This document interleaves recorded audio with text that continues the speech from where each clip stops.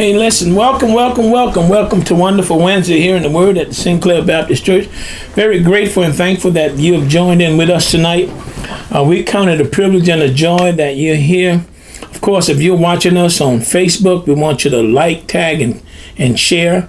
Like, tag, and share. Then, of course, if you're watching us on YouTube, please go there and subscribe. We're very grateful and thankful that you've joined in with us tonight. Of course, we're inside, but outside is dark and cloudy, okay? It's dark and cloudy, so we're very grateful and thankful tonight that you joined in with us. And so thank you so very much for being here on tonight. Of course, remember, this is, matter of fact, we're in the month of October. This is the last week of October 2024. Matter of fact, next week will be a brand new month. Can you imagine? Can you believe? I mean, we're 10 months into the year already, and we're almost, the year is almost over. And so, but we're grateful and thankful that we're here tonight. And very grateful. Of course, the month of October is Breast Cancer Awareness Month. Breast Cancer Awareness Month, of course. We have people in our congregation who are breast cancer survivors. I know breast cancer survivors, so we're very grateful and thankful. The month of October brings an awareness to all those individuals who are breast cancer survivors, and that's reason enough to rejoice and give God thanks, okay? But also the month of October is Pastor's Appreciation Month, or Clergy Appreciation Month, and we're very grateful and thankful for that as well. So you still have time to be able to be a blessing if you haven't already has, all right?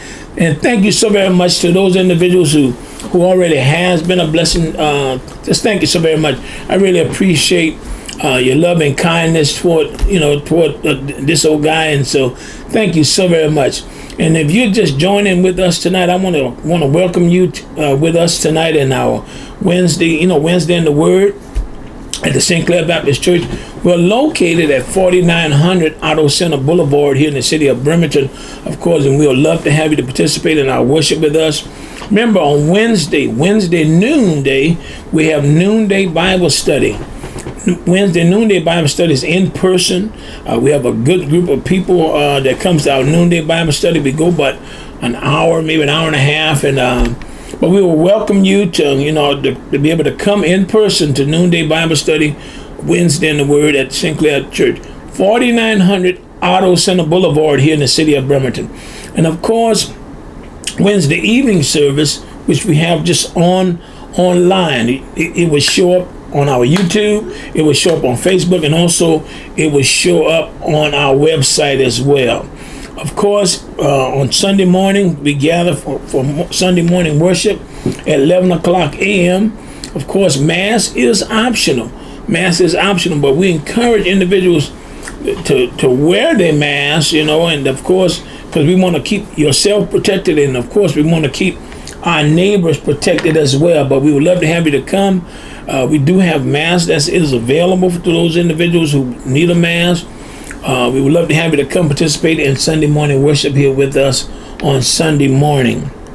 This past Sunday, we celebrated, the Sinclair Church celebrated 81-year church anniversary. 81 years, God's goodness have allowed us to be here within this community for 81 years. And that's truly has been a blessing to us, and have seen God's grace to us and how he continued to bless our church as going forward. And I want to say thank you to all those individuals who came and supported, or whether prayerfully and financially, and of course all of our members. Thank you so very much for your diligence and your consistency as well in celebrating with us. We had an awesome time here. During the morning service, we had Dr. Adams, Michael Adams, and he's the president of Faith Seminary International in Tacoma. And we were glad to have him here, and he's been there at the seminary in Tacoma quite some time. I want to say he said 7. I think he said 17 years. But it's very encouraging. And also during the noonday, or rather the evening service at 3 o'clock, we had Bishop Lawrence White from the Church of the Living God in Tacoma. And we had an awesome time. So thank you to all of our friends and neighbors who came by and to celebrate with us. Thank you so very much for your prayer and financial support as well. Also, this upcoming week, is a busy week as well. On tomorrow night, we will be celebrating with our kids our fall carnival tomorrow night. They will be here from 4:30 to 7:30, and it's an alternative for those individuals who are going out, with Halloween. And of course, we want our kids to be safe. We invited them to come to the church, and there's a lot of fun and games and activities that will be going on here at the church on tomorrow night from 4:30 to 7:30. As a matter of fact, some of the volunteer team was here tonight, and they were setting up, different game stations and different things, the activities that will be going on tomorrow. So it will be our fall carnival here tomorrow night from 4:30 to 7:30. So if you got kids, you watching this, you got kids, grandkids, bring those kids to the church. Don't let them go out there with them crazy people at. Bring them kids to the church, and that way they can have fun and game. There's food, fun, a lot of different activities for them to do, and of course we'll show love and shine love as well. So we want you to send those kids to the church. Bring them tomorrow, and families, you, of course, adults, you're welcome to stay as well. Okay. All right. Thank you so very much. Also, this upcoming week, if you haven't already done it, I want you to make sure you use the privilege or use your opportunity to vote. Okay. You should have got those ballots in the mail. And I was sharing today at our noonday Bible study that voting is a privilege to vote. There was a time where you weren't able to vote. If you look like me, you weren't able to vote. And so if the opportunity presents itself, and to not vote, to me, it just seemed like too many people have died and sacrificed so much just to have an opportunity to vote, and to not vote. It almost, to me, if I score in person, it just seemed like it would be like a slap in the face, really. So, and that's just to me. And but please, use your right to vote, because your vote is your voice. And of course, and here's what I shared earlier today. Don't let people make you feel that either your vote don't count, or if you vote for a particular individual or party that you're not a Christian. Don't let nobody tell you you're not a Christian if you vote Democratic. You're not a Christian if you don't vote Republican. Listen, when you vote, you're voting for the best person in office that will be the best person in office for everybody. Okay? See, there's a difference between my personal theology and public policy. Okay? There's a difference between my personal theology and public policy. Because, see, when you operate in this country, you're voting, you look at whoever's going to be elected as president, their job is to be the best president for everybody. Remember, we elected a president, not a pastor. Okay? And so don't let people make you feel because you don't vote for a particular party, you're not a Christian. So you can't, because everybody that live in this country is not a Christian. Everybody don't believe like Pastor Coleman. Everybody's not a Christian. There are people who are unbelievers, okay? There are people who teach your kids who are unbelievers. There are people at the store who are unbelievers. And so there are people who handling your money at the bank who are unbelievers. So everybody, one of the good things about living in this country is you can accept religion or you can reject religion. And I think people need to be able to understand the difference, okay?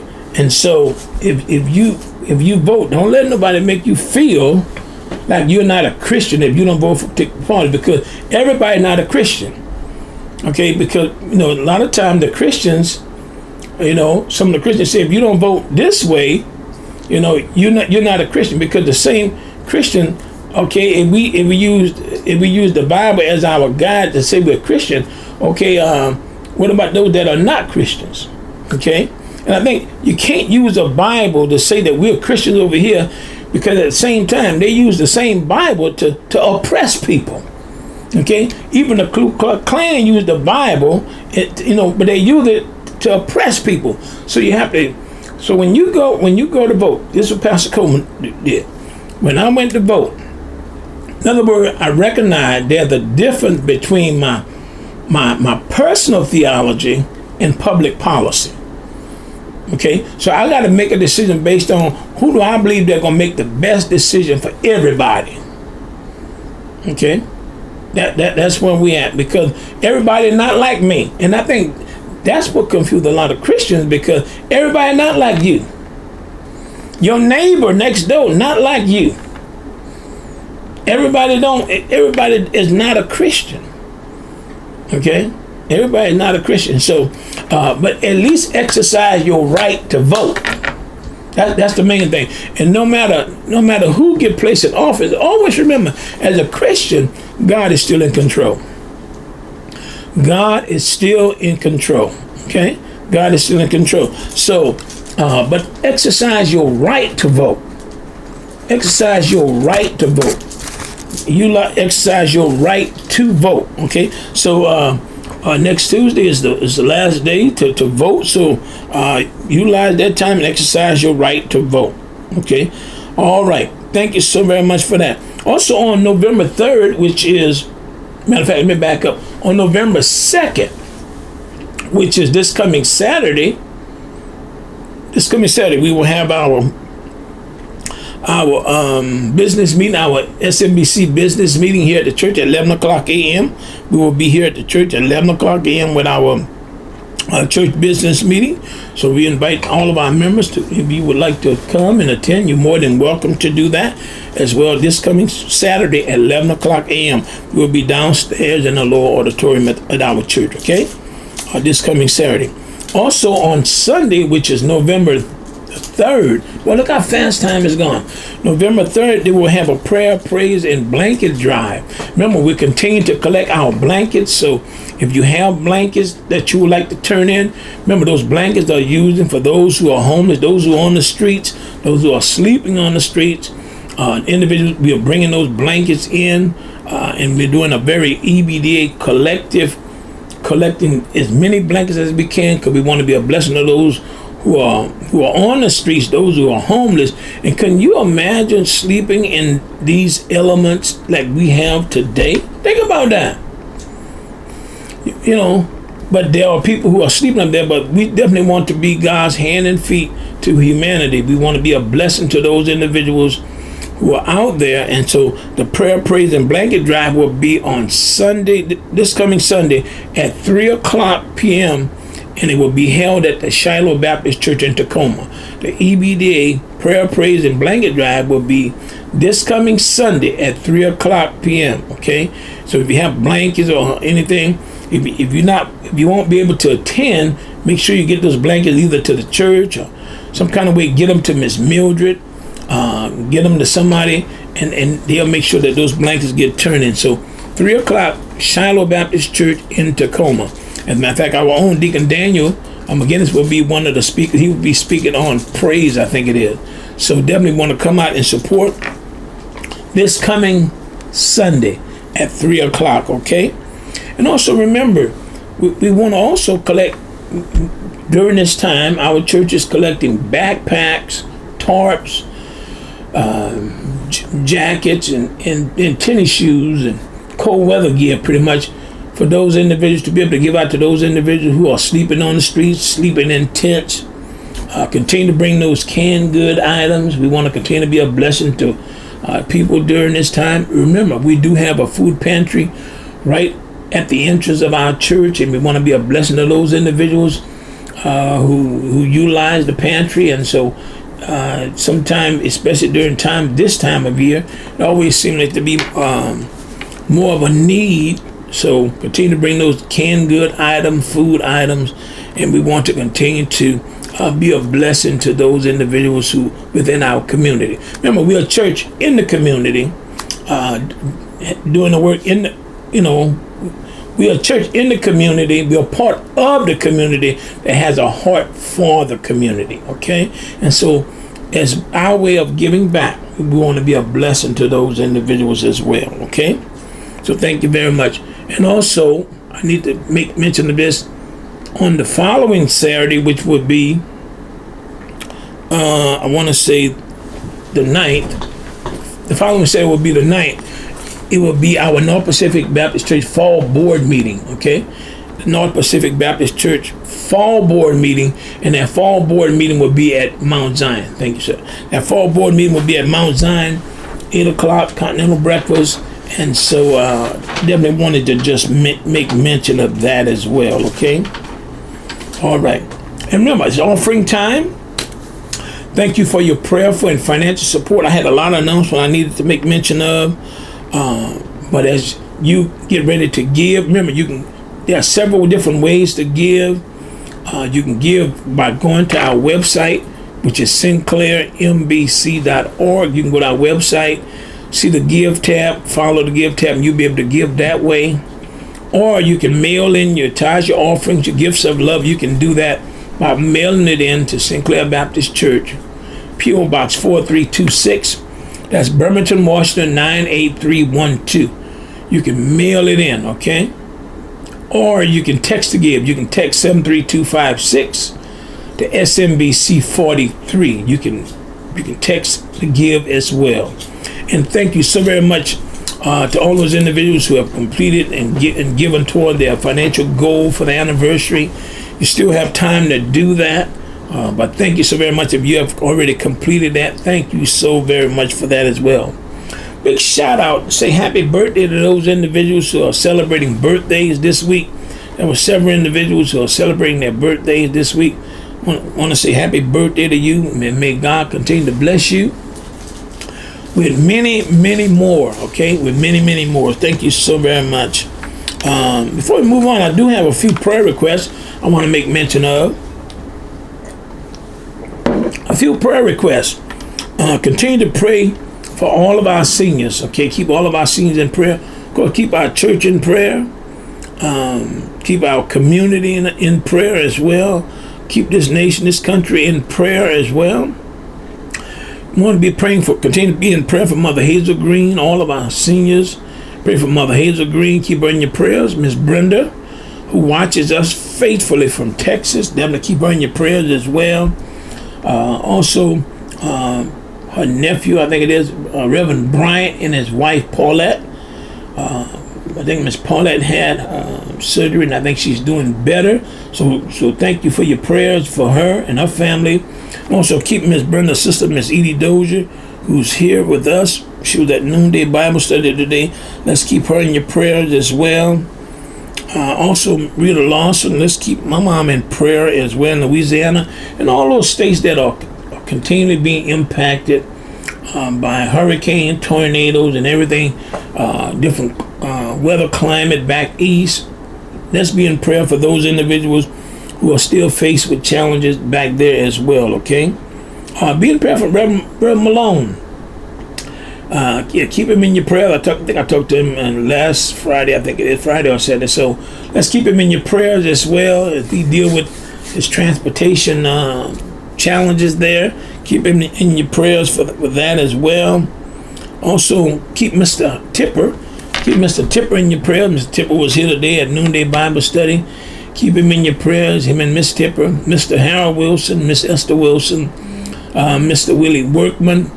Keep him, Mr. Marty Crutcher.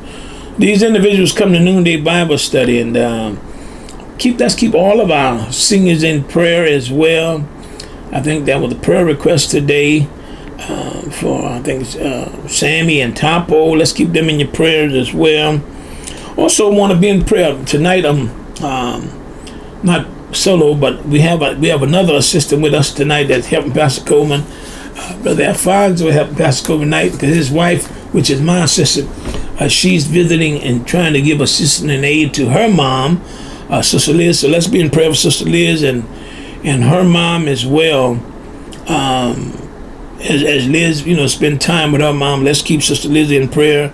I'm very thankful to have assistant number 2, our brother Alfonso, with us tonight, trying to man the camera. So he's just a jack of all trades. He do it all here. So very thankful for him. Also, I want to be in prayer for Sister Adrian Swafford family, Adrian and Rodney Swafford. She had another family member to pass away a couple of days ago, and I know it can be very challenging sometimes when you have family members, seem like one after another pass away, and sometimes it takes a toll on you, on the family. And so let's just be in prayer for Rodney and Adrian Swafford family, and her family down in California as well. Let's be in prayer for Mr. Carl Willis. Let's keep him in your prayers as well. I think all of us need prayer. Let's keep our admin team in prayer. Let's keep the music people, the sound people, all of us. Listen, all of us need prayer. I don't care who you are. All of us need prayer. And so let's just be in the prayer. Continue to pray for our church and all those individuals here. Pray for all of our kids. Pray for those kids who will be on, going through, walking up and down the streets on tomorrow night. Pray for their safety, protection. Pray for the kids that will be here tomorrow night. Be in prayer for them as well. Those are the names that we have on our prayer list tonight. And if you have any other prayer, just let me know, and we certainly want to be in prayer for you as your family as well, okay? So get your Bibles out tonight. Get your Bibles out tonight. We're going to continue on in the book of Job tonight. I just want to look at Job chapter 25 through chapter 26, verse 14. So I don't know if it shows up on the. I don't think it showed up because I don't think my assistant was able to put it up there. But tonight we're looking at Job chapter 25 through chapter 26, verse 14. Okay, that's what we're looking at tonight. And tonight I want to talk about God understands. God understands. Sometime when we're going through different things in life, we may not understand what God is doing. We don't understand what He's doing. We don't understand. And a lot of times we try to figure it out. Because we are people who like to figure out everything. But we had a verse today, Romans chapter 11, verse 33. We talked about God is so vast. He's so big. One verse says in Romans that His ways are past finding out. We can't. There are some things we may not see, we may not understand, but our job as a Christian is, no matter what it is to just trust God in the process, because He's so big and He's so wide. When we can't see what God is doing, because we are people, we want God to be like on our level. We want to be able to figure Him out. We want to be able to, but listen, God is still in control. And so tonight I want to talk about God understand. When you don't understand, God does understand. Something when you don't understand why you're going through what you're going through, why is this happening? What's the reason behind this? Why did this happen? See, something you just gotta say, I don't know why. Because God is so wide. That time we sing, God, our God is awesome. He is awesome. He is awesome. And remember, He's still in control. Even when we don't understand what He's doing, our job is to just trust Him in the process. Even when we don't understand it. Even when He don't move the way we want Him to move. Even when we expect Him to come this way and He come that way. Our job is just to trust Him in the process because He understands. So get your Bibles out tonight. Get your Bibles out tonight. We're going to pick up in the book of Job tonight. We back in Job chapter 25.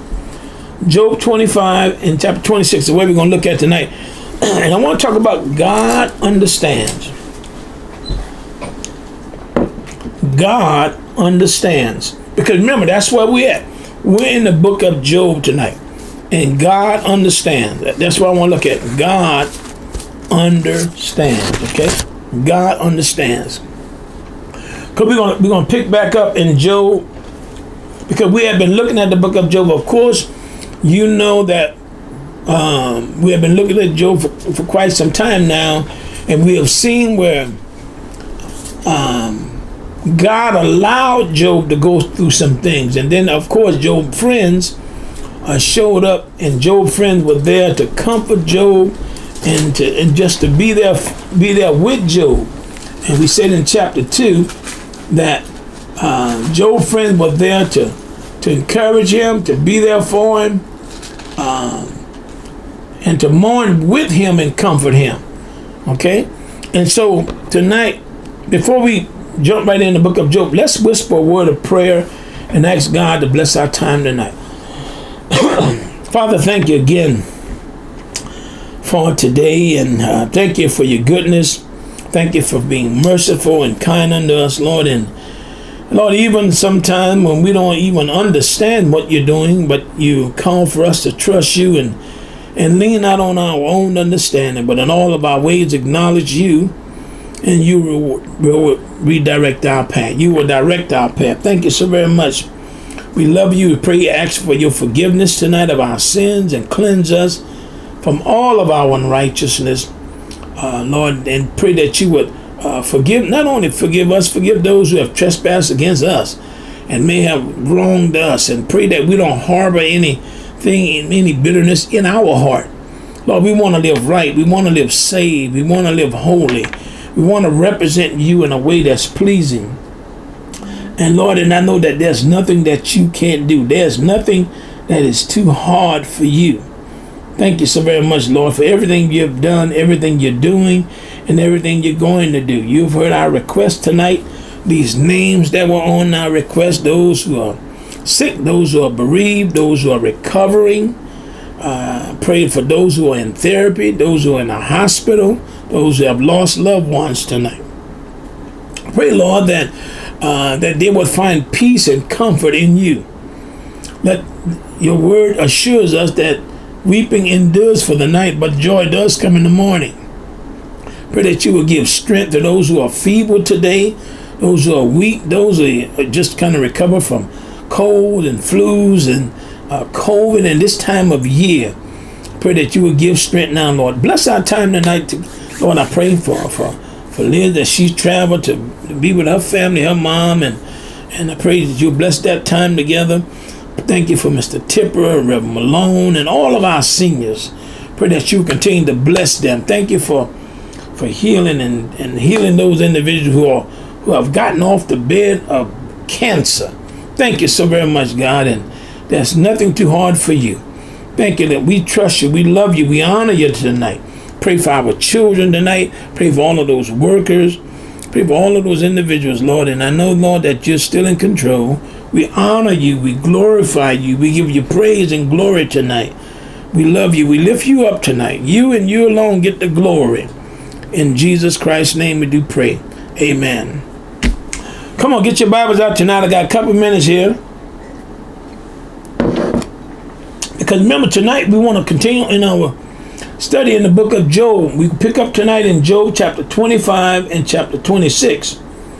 Because when you study the book of Job, it's not really only a study of the book of Job, but it's actually a study of God himself when you study the book of Job. Because remember, when we read the book of Job, remember, it was God himself who first allowed and struck a deal with Satan in regarding Job. Remember, Satan attacked Job. God allowed him to attack Job, right? Remember, it was God who released Satan to go after Job. But it was God who set the boundaries and told Satan, whatever you do, each attack, God is the one that set the boundaries. It was God was the one who permitted all of this to happen. Okay, from start to finish, it was God. It was God, and you're going to see, we seen Job's three friends as they came to Job. Instead of comfort him and mourning with him, Job's friends now became attackers. Those who he thought was his friends, now they attack him. And you're going to see later on where God is the one that steps in and silences Job's attackers. Okay, God is the one that set the record straight. And all through the book of Job, you're going to see things that oftentimes we know God is good. We know that he's merciful. We know that he's loving. We know that he's kind. We know that he's patient. But sometimes when you read the book of Job, you wonder, where is God? Where is God in all of this? And I love what Hebrews chapter 4 verse 15 say, that we have a God who can sympathize with our weaknesses. The thing that you and I go through, God also knows. He knows there's nothing that God doesn't know, because he's the one that made us. He's the one that created us. He's the one that gives us life. He's the one that gives us mercy. He's the one that gives us grace. Why? Because he's the one that made us. And because he made us, he knows what it takes to keep us going. Almost kind of remind me of a story that in the early days of the automobile, remember the automobiles that was called like the Model T Fords? Story is told of one day that one of the Model T Fords had stalled right in the middle of traffic. And when this Model T stalled in the middle of traffic, all of a sudden, there was a car that pulled up behind him. When the car, Model T Ford, stalled in traffic, the driver in the car did everything he can to get that car started. That car would, crank. It wouldn't, but it would not start. Then all of a sudden, a gentleman behind the car came out. He got out the car. This man was dressed up in a suit, and he said, "Can I look under the hood?" This man in this suit got out of his car. He came. He looked under the hood. He done something. He started cranking and fidgeting and messing with this and messing with that. And all of a sudden, he yelled out, "Now try it!" And when they tried it, the car cranked up. He got it started. And then the guy closed the hood, and the guy in the suit shook hands with the driver. He said, "Now, I think you're ready to go now." And the guy said, "Well, how did you fix it? How did you know what to fix?" He said, I tried and I couldn't get this car started." He said, "But I tried, but it wouldn't work for me." And the guy in the suit said, "Well, it worked for me because I'm the one that made the car. I'm Henry Ford." He said, "Because if nothing else, I ought to know what makes this thing go, because I'm the one that made it." And I want you to know today, God knows where you are. There's nothing that God does not know. Why? He's the one that created you. And if God created you, guess what? He understands. He understands because he's the one that created you.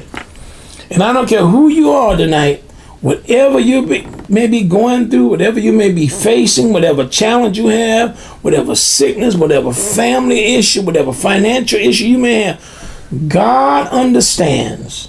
He understands. He knows exactly where you are. And I think that's the verse that that Paul kind of raises, and we kind of talked a little bit about this today in the book of Romans. I want you to look at a verse in Romans chapter 11 today. I want you to just read Romans chapter 11. I think it's an awesome verse, and because what it does is, because God is so awesome, because God is so vast. Romans chapter 11 verse 33, that's what I want to read.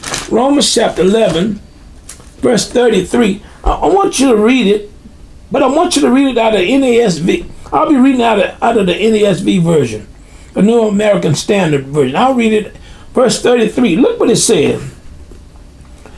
Romans chapter 11, verse 33 said, "Oh, the depth of the riches, both of wisdom and knowledge of God." It said, "How unsearchable are his judgment, and unfathomable his ways." You know what that means? He said, I want you to read it again. He said, "Oh, the depth of his riches, both of the wisdom and knowledge of God. How unsearchable are his judgment." New King James say that this way. He say, "And his ways past finding out." See, the word unfathomable means, in other words, God is incapable of being able to be understood. I know it's hard to understand God, because God is a lot deeper than our little minds can grasp. You see, he's unsearchable. In other words, see, a lot of time we like to control, we like to be able to think God is on our level. God is not on our level. We can't box God in. God is so vast. God is so, in other words, he's incomprehensible. And that's what Paul was saying when Paul was getting ready to close this 11th chapter. He breaks out in a doxology, and he begins to just praise God and begin to acknowledge God. And he began to say in verse 33, he said, oh, the depth of the riches, both of the wisdom and knowledge of God. Because you got to remember, Paul had took from chapter 1 to chapter 11, Paul had just begun to tell them all the things that God has done. All the things that God has done. How what the law couldn't do, grace did. How Adam messed up in Genesis and brought on sin, but Jesus Christ, in other words, he rescued us from sin. And so Paul used 11 chapters to talk about all the things God has done to bring salvation to us. And when Paul gets to chapter 11, verse 33, once he think about how much Christ have done, how he brought about our great salvation, and how vast and how awesome God is, he says in verse 33, oh, the depths of the riches of both the wisdom and knowledge of God. Then he says, how unsearchable. In other words, it was so vast, he couldn't even contain it. So he just breaks out in a doxology. And we said earlier that a doxology was just a praise unto God. In other words, coming in God's presence and recognizing all that God has done. Because when you look back over your life, you got to recognize, boy, if it had not been for the Lord on my side, I mean, just nobody but the Lord. You are where you are today because of who God is. God sending his son, Jesus Christ, to die in my place. Everything that Christ have done is all because of his grace, all because of his mercy. And Paul talked about the richness of his grace, the vessels of mercy. And you need to recognize today, you are where you are because of who God is. And because God is so vast, he's so big. A lot of times we say, our God is awesome. Yes, he is awesome. Yes, he is awesome. And I think that's why when you read the book of Job, a lot of things we would expect God to do, God don't do. A lot of things we wouldn't expect God to do, God does. See, because we can't figure him. That's what that word unfathomable means. It's hard to understand. It's hard to interpret what God's going to do. Because a lot of times we like to figure things out. We like to figure things out, and a lot of times we end up getting frustrated when we cannot understand his ways. When we cannot understand what God is doing, we get frustrated. Let me tell you something. God is too deep, and our minds are too small. God is too big, and our minds are too small to be able to grasp the greatness of our God. Okay? Because remember, God is infinite. We're the one that's finite. Okay? We're the one that's finite. God is limitlessness. See, we're limit.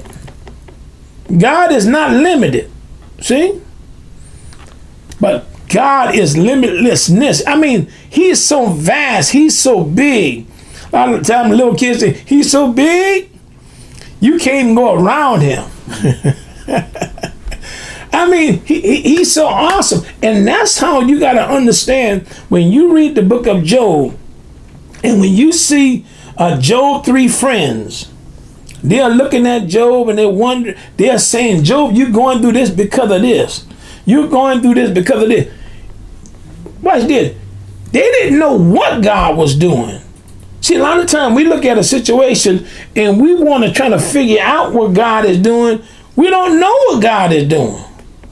Sometimes we think we figured him out. But you got to understand, we were all, in other words, he gives us knowledge and understanding so we can grow, but we'll never know everything about God. He's big, he's vast. Okay? Isaiah chapter 55 verse 8 and 9 says it this way. Let me read it for you, because you got to remember, God is not like you and I. He's not like you and I. See, you and I are limited. Okay? In other words, Isaiah 55 verse 8 and 9 read it this way. He say, my thoughts are not your thoughts, neither are your ways my ways, declares the Lord. See, God don't, in other words, the way we think and the way God think is two different ways. He says, my thoughts are not your thoughts, neither are your ways my ways. See, a lot of times we expect God to be like us. No.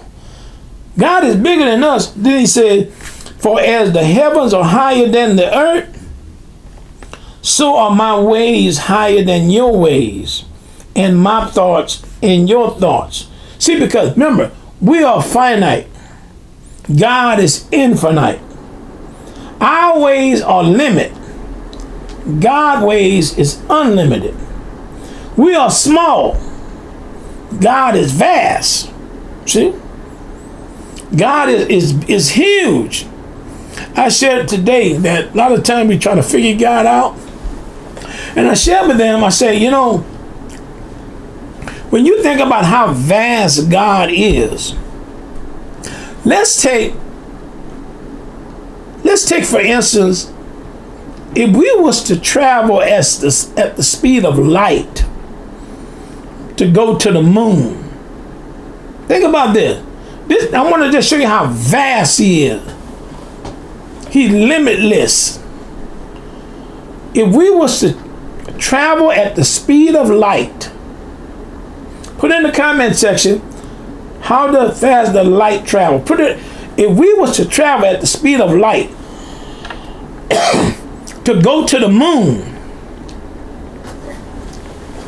Somebody earlier today, they say, you know, they were saying how many miles it was from Earth to the moon. But if you and I was to travel at the speed of light to go to the moon, you know how long it would take us to get to the moon? I'm just trying to show you how vast God is. You know how long it would take us to get to the moon if we was to travel at the speed of light to get to the moon. It would take us, listen, 1 1/3 second. I mean, somebody said, well, just like that. It's faster than that. Somebody said, it's just like that. That would be for us if we was traveling at the speed of light to get to the moon. Watch this. Now, if we was traveling at the same speed to get to the stars, if we was traveling to get to the closest star, you know how long it would take for us to get there? 4 years. 4 years. I'm just trying to tell you, God is awesome. God is so big, you can't contain God. We don't know, sometimes we don't know what God is doing. And never be afraid to say, I don't know. I don't know what God is doing. And that's what Job's friends were trying to do with Job. They was trying to say, Job, the reason you're going through what you're going through is you must have done something. Remember, when you read the book of Job, Job didn't do nothing. But God allowed Satan to attack Job. Let's turn back to the book of Job. Turn back to the book of Job. Remember, we're in Job 25. Because when you read the book of Job, you're going to see God is, in other words, incomprehensible. He's infathomable. I mean, he's unsearchable. Okay? And here you have Job's 3 friends. They considered themselves friends of Job, but yet they kept trying to say Job, the reason, they were trying to tell Job the reason he was going through what he was going through was because of something that he did. In other words, remember, put in the comment section if you remember the reason Job's friends came to Job in the first place. Remember Job chapter 2. The reason Job's friends came to visit Job in the first place. If you remember the reason, Job chapter 2, put it in the comment section. The reason Job's friends came to visit Job in the first place. But instead of them, doing what they came for, in other words, they did everything but. Okay? They did everything but. But instead of them, putting their arms around Job and giving Job comfort and mourning with Job, because remember, Job had experienced great loss in his life. And instead of them comforting Job and mourning with Job, instead of them throwing their arms around Job and just being there for them, they didn't do none of that. They could have said, Job, we don't know why this is happening to you. We don't know why you're going through what you're going through. Listen, a lot of times when people go through things, we don't understand why they're going through certain things. We don't understand why are they experiencing this, what they're going through right now. Sometimes we don't know why. Never be afraid to say, I don't know why. I don't know why this is happening. But you know what? God understands. See? I don't know why, but God understands why. Okay? God understands why. Remember, God has a plan. God has a plan for each of our lives. God has a plan. Watch this. When you look at it, God has a plan for each of our lives. Everybody's plan is different. Okay? God has a plan, but nobody in here, nobody on earth may not have the same plan. But God has a plan. Watch this. Some people plan for their life may be Lou Gehrig's disease. Okay? Some people plan for their life may be cancer. Some people plan may be blindness or paralysis or some other complication. Somebody plan may be who may be sick for a while, and all of a sudden you've been praying for healing, and all of a sudden God says no. See? Some people don't experience any. See, each one of us have certain things that we go through in life. Listen, there's no such thing as a trouble-free life. Jesus himself said, in this world you're going to have tribulation, but be of good cheer. I've overcome the world. So there's no such thing as a trouble-free life.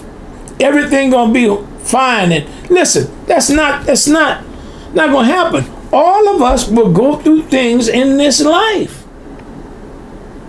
See, all of us have a plan, but everybody have a different plan. Okay? People are going to go through, and only God understands why. Because a lot of time when we go and do certain things, the first thing we say, Lord, why? Because we don't understand. But I want you to know tonight, God is the one that understands the why. God understands the why. And I want to talk to somebody tonight who may be going through. Listen, God understands the why. Why, Lord, why do I have to go through this? Lord, why is this happening to me? Why is this happening to my family? Pastor Coleman don't know why. But God understands. God understands. And that's something that Job's 3 friends did not understand. But they tried, instead of them comforting Job and mourning with Job, they try to blame. They start pointing the finger. They start, making accusations. Saying, Job, you must have done something. You doing this, They say, God is light, Job, and you nothing but darkness. That's why you're going through it. Let's look at chapter 25. Turn back to Job chapter 25. I'm almost done. Job 25. I want to show you something real quick. Because when you read the book of Job, watch this. Chapter 25, when you read Job 25, chapter 25 is the shortest chapter. It's the shortest chapter in the Bible. I mean, in the book of Job. Chapter 25 is the shortest chapter in the book of Job. Chapter 25 is the shortest chapter in the book of Job. Chapter 25 only has 6 verses. It only has 6 verses. Chapter 25 has 6 verses.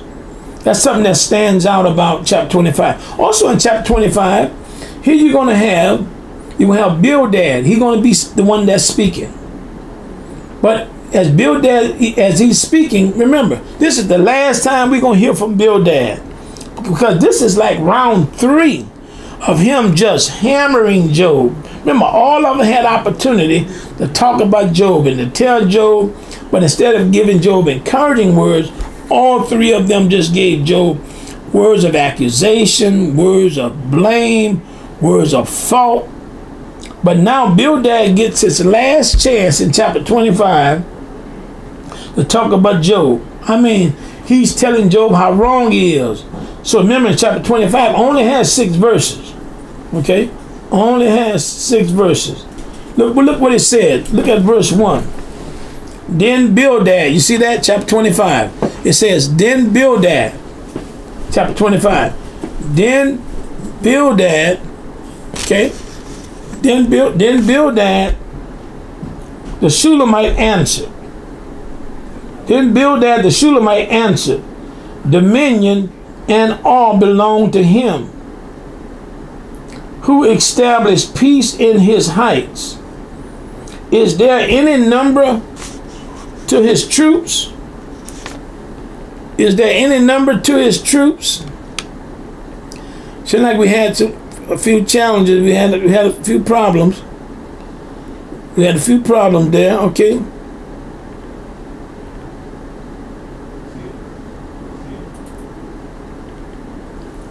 Is there any number to his troops? Who established peace in his heights? Is there any number to his troops? And upon whom does his light not rise? How then can a man be just with God? Or how can he be clean who is born of a woman? Even if the moon has no brightness and the stars are not pure in his sight, how much less man than maggot? How much less man than maggot? And the son of man that's warmed.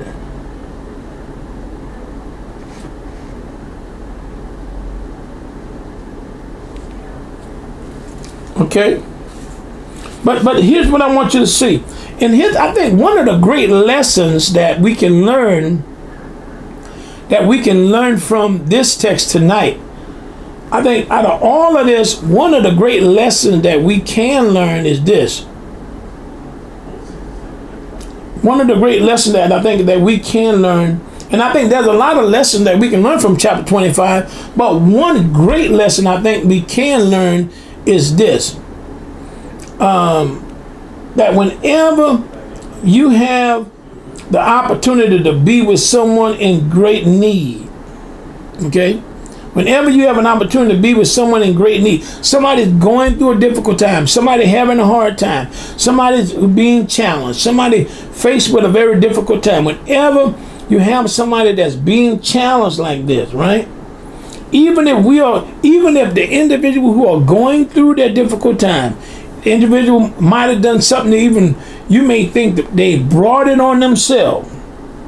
Okay? They may have brought it on themselves, and it may be their fault. Watch this. Putting them down never hurts. Putting the individual down never hurts. Okay? Whenever you try to put them down, in other words, not hurt, putting them down never helps. When you try to put them down, if an individual, and I think this is one of the things that we can learn from chapter 25. trying to put them down because what they're going through, or whether or not it was their mistake or something they did themselves, you putting them down is not making the situation no better. And I think that's something that we can learn from Bildad. Putting them down never helps. Okay? Even though it may have been something they may have done. Only thing, when you put them down, only thing that does is make matters worse.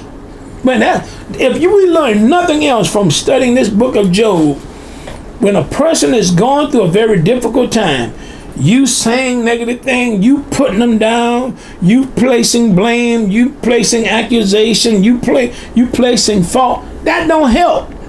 Because remember, Job is going through, and Job, remember, his friends are trying to say, Job, you're going through because of this. Remember, God is so vast. Job said, I didn't do nothing wrong. See, you don't know why a person go through what they go through. Because remember, God is so vast. See?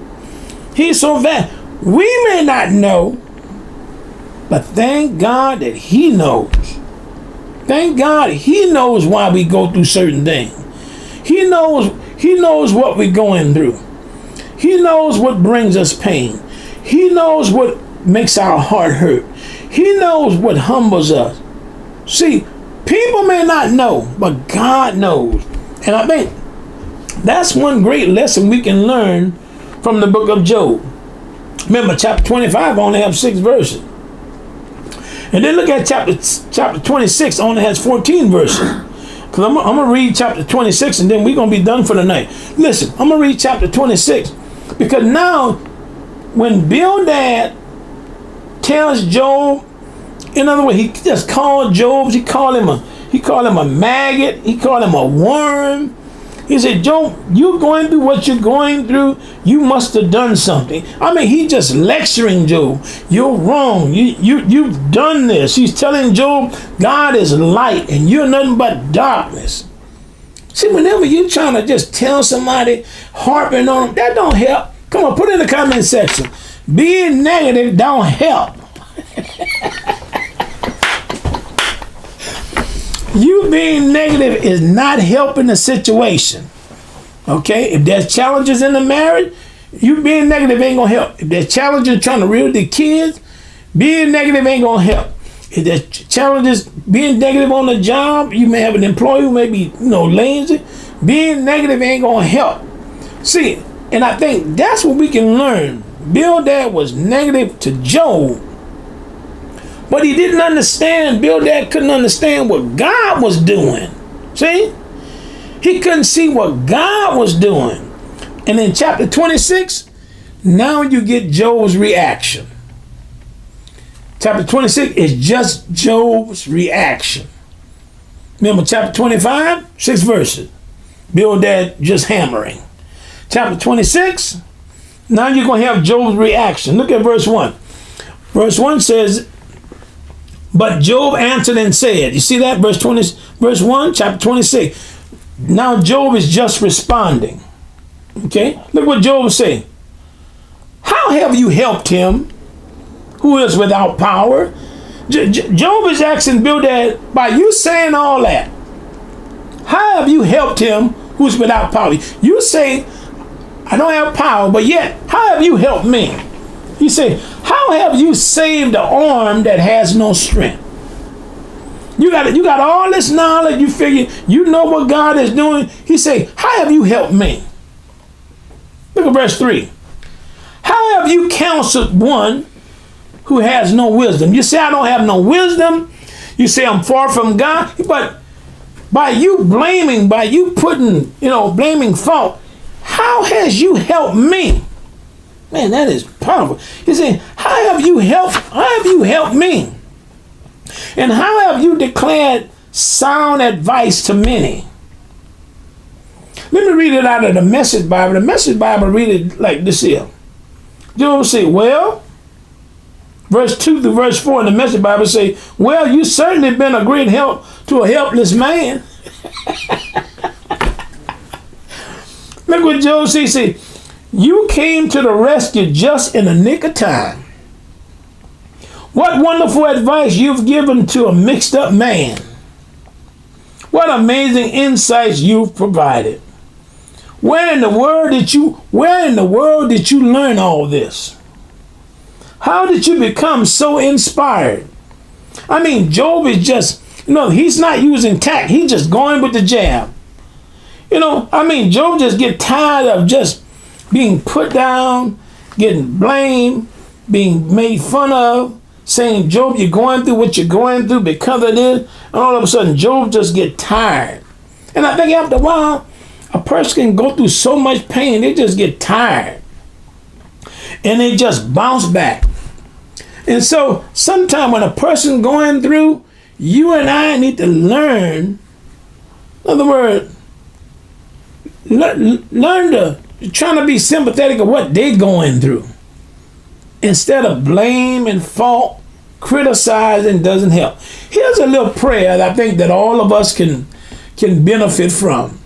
If you're dealing with somebody who's going through a difficult time, don't try to play God and you figure out why they're going through what they're going through. Here's a little small prayer. You can say stuff like this. Lord,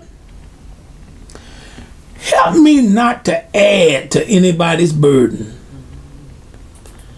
Lord, help me to be an encouragement to other people. Help me to be an encouragement where I can. Enable me to comfort. And when I don't know, Lord, help me to admit I don't know. When I feel sorrow and sympathy for someone, Lord, help me to say that. Help me to lift the load of the hurting and not to add to the burden. Woo! You hear that? You and I got to learn how to help someone who's going through. Not be a add to the burden. Let me look, here's the prayer again. Lord, help me today not to add to anybody's burden.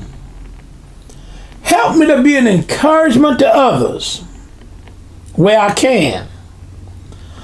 Enable me, Lord, to be a comfort. And when I don't know, Lord, help me to admit I don't know. And when I feel sympathy and sorrow for someone, Lord, help me to say that. Help me to lift the load of the hurting, not to add to their burden. In other words, don't try to kick somebody when they're down, but reach down to lift them up. And this is a prayer I guarantee you Bildad did not say. This prayer was not on Bildad's mind. It was not in his heart. But when you continue to read the book of Job in chapter 26, Job is just responding to Bildad.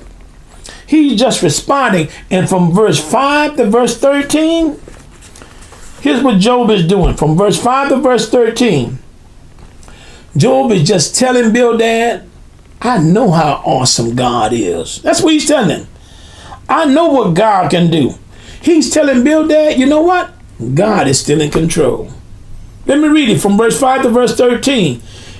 Job is just responding to Bildad, and we're gonna stop. Look what it says. Verse 5 read like this: the dead tremble, those under the waters and those inhabiting them. Sheol is naked before him, and destruction has no covering. He stretches out the north over empty spaces. He hangs the earth on nothing. Job is even thinking about Genesis 1. In the beginning, God created the heaven and the earth. He's talking about what all God does, how awesome God is. Verse 8 says, he binds up the waters in his thick clouds, yet the clouds are not broken under it. Remember, also reading the book of Job, I told you the book of Job was also a book of poetry. Some things you'll be able to grasp. Some things it's hard to figure out. Verse 9, he covers the face of his throne and spread his clouds over it. He drew a circular horizon on the face of the waters at the boundary of light and darkness. The pillars of heaven tremble and are astonished at his rebuke. He stirs up the sea with his power, and by his understanding he breaks up the storm. Verse 13. By his spirit he adorned the heavens. His hands pierced the fleeting serpent. Indeed, these are the mere edges. He said, this is just the edges of his ways. And how small a whisper we hear of him. But the thunder of his power, who can understand it? Well, I mean, this is power. This is the power. Job saying, you telling me I don't know God. You telling me I'm doing this. I'm going through what I'm going through. He said, let me tell you who God really is. Let me tell you what God can do. God is so awesome. He's so vast. You need to know him. You really need to know him, because Job said this, I know him. I know him for myself. I'm going through what I'm going through, and I don't know why I'm going through this here. See, a lot of time when you're going through, don't be ashamed or be afraid to say, Lord, I don't know why I'm going through this here. I don't know why. But God understands. Here's 3 things real quick that I want you to grasp from this lesson tonight. 3 things real quick. Number 1, whenever you're going through a difficult time and you don't understand, I want you to acknowledge this here. First of all, number 1, he is in charge. God is still in control. When you're going through and you don't understand why you're going through what you're going through, remember this here. He is still in control. He is still in charge. He's still in control. Okay? Remember, he's still in control. In other words, he is the potter, I'm the clay. Okay? He's in control. In other words, I'm the disciple and he's the Lord. I'm the sheep, he's the shepherd. I'm the servant, he's the master. See? Why? He's still in control. So when you're going through a difficult time and you don't understand why this is happening to you, always remember, he understands why. Number 1, he's in control. Here's number 2. When you're going through a difficult time and you don't understand why this is happening to you, number 1, you got to remember, he's in control. Here's number 2. I must be willing to adjust my life to his choices for me. I must be willing to adjust my life to his choices for me. See, his plan for you may not be his plan for me, but I got to learn to adjust my life to his choices for me. I got to trust him in the process to believe that he knows what's best for me. He knows what's best for me. Even though my weary eyes cannot see, because he knows what's best for me. When I don't understand, God understands, number 1, because why? He's in control.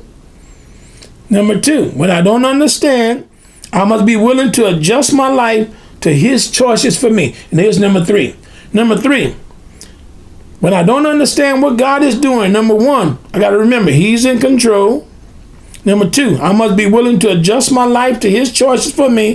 And here's number 3, I must be willing to listen and learn to adapt to his leading wherever it may go, whether I'm comfortable, whether I'm happy, or whether I'm healthy. That's obedience. See, I got to learn to listen and learn to adapt to his leading. If I listen and learn and adapt to his leading, wherever it may go, whether or not I'm comfortable, whether or not I'm happy, whether or not I'm healthy. Y'all listen, when we learn that, that's obedience. When we learn that, that's obedience. Hey, listen, I think I'm going to stop right there tonight. I thank you for your time tonight, and thank you so very much for joining with us tonight. I hope the video was live. I think we're still live there going on. Everything's still on there. So thank you so very much. Thank you so very much, Alfonso here. Thank you for joining in with us tonight. We count a privilege and a joy. Continue to keep us in your prayers. Continue to keep us, praying for us, pray for the church. And of course, we want to welcome you to come and fellowship with us. You need to be in service. Continue to love each other, be in prayer, watch over each other. Okay? So thank you so very much tonight. And so if this message you think has been a blessing to you, will you consider sharing and tagging someone with this message tonight?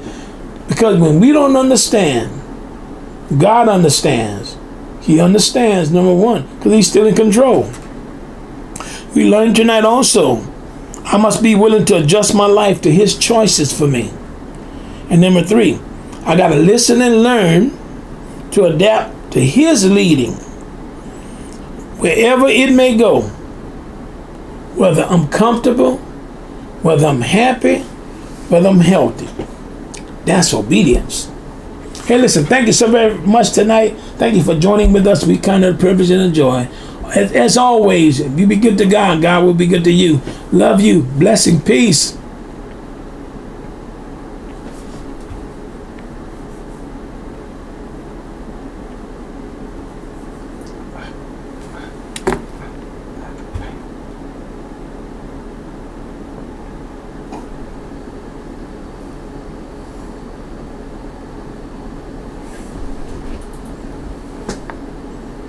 Okay.